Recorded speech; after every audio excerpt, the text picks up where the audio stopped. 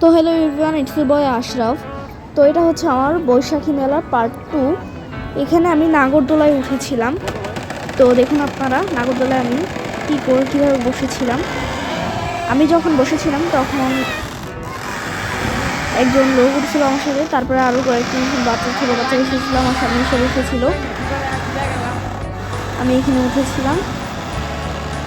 তারপরে এটার আরও পার্ট আছে, পার্ট 3, পার্ট 4। নেক্সট পার্টে আমি দেখাবো আমি শর্টগান দিয়ে কীভাবে বেলুন ফুটিয়েছিলাম। তো আপনারা অবশ্যই আমার নেক্সট পার্টগুলো অবশ্যই দেখবেন। তো দেখুন, আমি এখানে উঠেছিলাম, আমি মেলায় গিয়েছিলাম।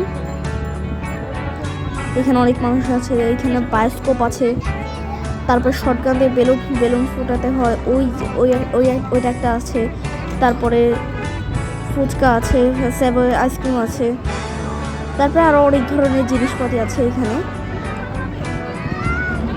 তো এখানে এখন যখন আমি এসেছি তখন বেশি মানুষ ছিল না, বিকালের দিকে আরও অনেক বেশি মানুষ এসেছিল। তো এখানে আমি ঘুরেছিলাম, খেয়েছিলাম। তারপরে সন্ধ্যার দিকে এখানে এখন কনসার্ট হবে। এই সন্ধ্যার কনসার্টে আমি যদিও যাব না। তো বসেছিলাম, আমার ভয়ও লাগছিল আবার মজাও লাগছিল। তো আপনারা সবাই আজকে মেলা থেকে কোন গিয়েছে এবং আপনারা যেখানে গিয়েছিলেন মেলা থেকে, ওই মেলাটি কখন থাকবে অবশ্যই আমাকে কমেন্টস করে জানাবেন। নেক্সট ভিডিওতে আমি শর্টগানে বেলুন ফুটানোর ইয়েটা আপলোড করবো। তো আপনারা অবশ্যই দেখবেন। তো নাগরদোলাটি প্রথমে আমি বাইরে থেকে দেখে মনে করেছিলাম কোনো ইলেকট্রিক নাগরদোলা হবে, তারপরে দেখলাম যে না, এগুলো হাত দিয়ে লোকগুলো চালাচ্ছে। তো আমি নেক্সট ইয়ার থেকে আমার এই ইউটিউব চ্যানেলে আমি রোবলক্সের গেম খেলে আপলোড দিব। তো আপনারা নেক্সট ইয়ার পর্যন্ত অবশ্যই আমার চ্যানেলে থাকবেন।